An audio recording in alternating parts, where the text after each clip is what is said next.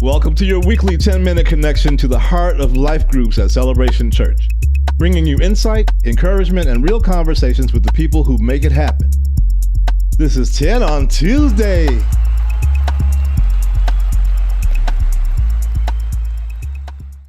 Happy Tuesday!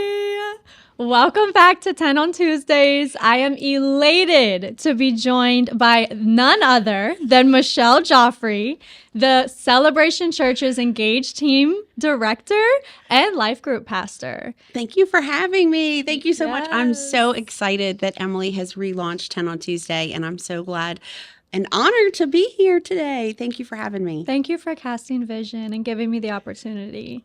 You've been in the life group game a long time. A long time. I joined my first life group in 2001, so 25 years. That's of life amazing. groups.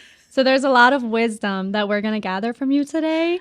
And we're talking about the phases of life group. Yes. Which it's really interesting to put it into perspective that life group goes through phases. Because sometimes we go through things in life group and we don't know what to call it and how to handle it. And so we're going to put experience to a name today. Yes. And you're going to offer some amazing insight. Okay. So the first phase of life group is the romance phase. Yes. I want to yes. hear from you. What is it? So just like when you meet a guy and you go, oh, he's so cute, and go out on a couple dates and everything is wonderful.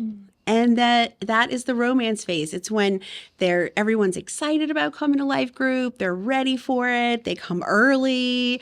They're bringing their real Bibles, and everybody is just kind of gelling together, being excited, having great community. And so it's a lot of fun. The romance phase is a lot of fun. Are there any potential challenges to the romance phase? Or is it all good things? It's a lot of good things. There are some challenges with everybody's personalities are different. Everybody's feeling things out differently. So there can definitely be a few little weird bumps along the way, awkwardness per se. Also, a lot of times people are new to being a Christian. So you have to really be careful to make sure that the group is moving forward in a godly way, not just in their own thoughts or their own belief systems. Yeah, that's a great way to look at it. Everyone's feeling each other out. And Jesus is at the center, but people are still people. Yes. And Yes, so for sure. personalities definitely have to get used to each other. Yeah. So in your experience, about how long does the romance phase last? It really depends on how the group grows, because it could last a couple of months. It could last a year if it's the same people that are coming all the time.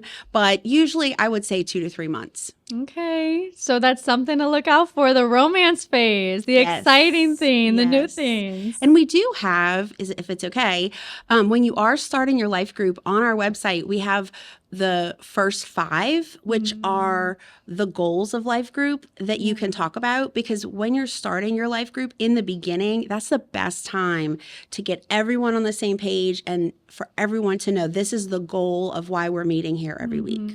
I'm glad you brought that up because my life group is in the romance phase. My life group's been meeting about a month now. Okay. And we're just now implementing reading the goals and a guideline every week. So it's important to set the tone and implement those things early on so your group knows what to expect, like you said. Definitely. And then next is the conflict phase. Oh. So all the good feelings are fizzing out. Yes. What does the conflict phase look like? How does conflict arise in a life group? It really can arise in multiple ways. It can be 2 people really don't like each other. It can be someone makes a political statement in life group that someone else disagrees with. It can be a multitude of things. Ultimately, it's just something where there's a bump in the road and the life group is feeling it. Because energy is palpable. Yes. Yes.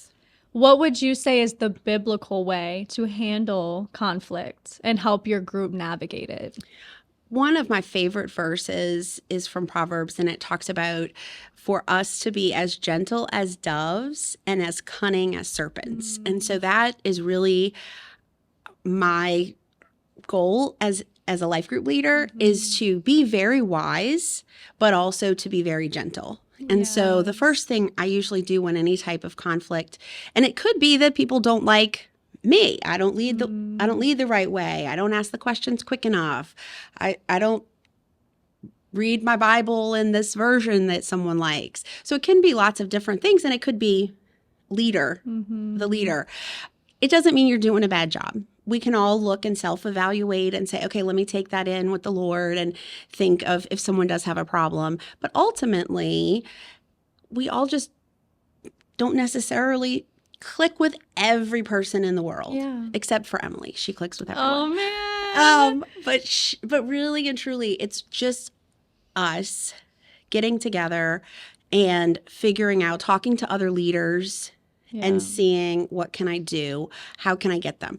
One of the biggest things Pastor Dennis talks about a lot is it's really hard to be mad at someone when you're praying for them. Amen. And so a lot of times I will just ask, if there's two people that aren't getting along, hey, can you pray with me for this person? And let's get them to both pray for each other and see how the Lord works it out. That's really good. It's easy for us to look at things from our perspective and our understanding, but when you surrender that and allow the Lord to move in it, prayer is the biggest way to change your perspective. For so I sure. love that, going outside of our own feelings and bringing God into the center. Yes. And I've always heard it's two people against the problem, not two people against each other. So when you look at it that way, you can link arms and say, okay, there is something wrong, but let's get to the root of it. Yes. Because at the end of the day, we are there to glorify Jesus. Yes. And to read the Bible. Yes. So we can't let conflict win. Right. And then the stability phase, when conflict is handled, Great phase. when prayer is executed, it becomes stable. So I want to touch on that. What is the goal during the stability phase? What does it look like? So the stability phase, people are interested in serving together. They're interested in having some sort of fellowship together. Everyone, it's more family feeling because it's kind of like, I might not be as excited to come to life group, but I'm really ready to come to life group, and I know the value that it adds to my life. Yes, that's so beautiful. And I went from being stable with my life group to starting a new one. And that's a challenge as a life group leader because you can get used to the stability phase and expect that for your new group right off the bat. Right. And there are stages to it, and that's okay. Yes. But navigating it makes you a better leader ultimately. Yes. And I know. And really, though, you guys moved from the stability phase to the replication phase. Yeah, so that's really, you were true. moving because you replicated life groups, and now instead of meeting in one place, you have two groups meeting. Yeah. So you really were in the phases. That's so true. Went through the whole thing. Yes. And that's yes. beautiful. And I love that in life group leader training, it's laid out and it gives an expectation and it gives the standard. Yeah. Because conflict isn't a bad thing. It can be a great thing and it can lead to healing and strengthened relationships whenever you value the person over the difference. Yes. Yes. Yes. I've always say conflict breeds community. So that because anybody in our life that we have a really great or deep relationship with, there's been some sort of conflict that has happened. Yeah. And conflict is not punching. Sometimes it's just challenging discussions or, hey, this happened and it hurt my feelings. It doesn't always have to be unhealthy. Conflict is actually very healthy when we can say to someone, this bothered me. I want to work on this. And families today, and when I was growing up, we didn't learn how to have conflict. So life group is a place for us to learn. So sorry, we went back a phase. That's okay. That's okay. And then, like you said, the replication phase. Yes. That's the end goal. That's what we want to do is make more disciples and recognize leaders within our groups. Yes. And I would love for you to touch on that. How do you recognize a leader in your group and how do you prepare your group to multiply? That is a great question. So first of all, always be on the lookout for who your next leader is.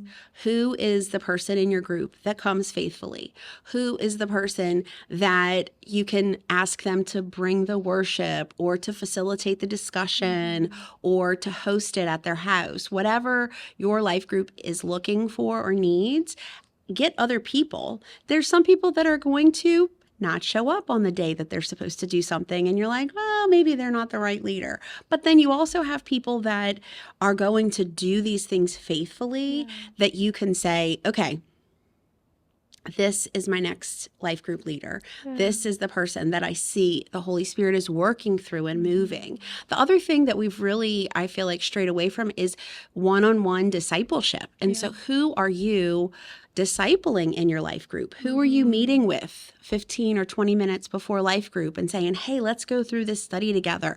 Let's read a chapter of Romans together.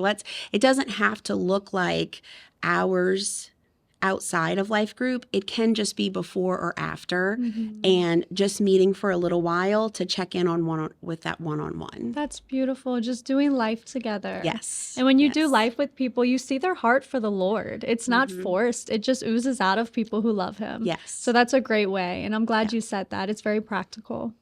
Well, we have gone through the phases of life group. It sounds so simple, but it can be complicated.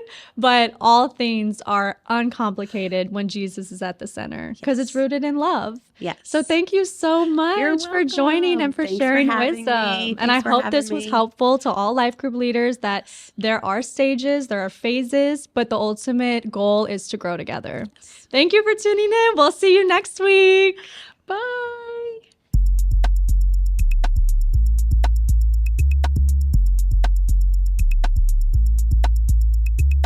Join us next week as we continue strengthening leaders, building community, and changing lives. This is 10 on Tuesday.